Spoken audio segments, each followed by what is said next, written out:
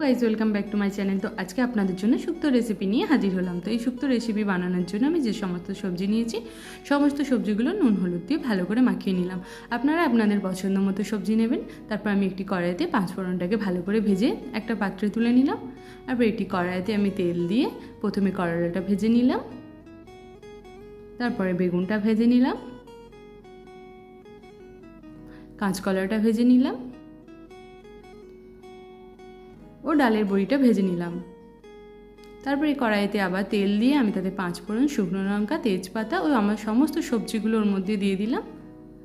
তারপরে ফুলবড়ি ও ভাজা সবজিগুলো দিয়ে তার উপরে আমি দুধ দিয়ে দিলাম, অল্প জল দিলাম ও নুন দিয়ে দিলাম। দিয়ে এটা যখন ফুটে আসবে আমি একবার দেখব, তারপরে চিনিটা দিয়ে দেব।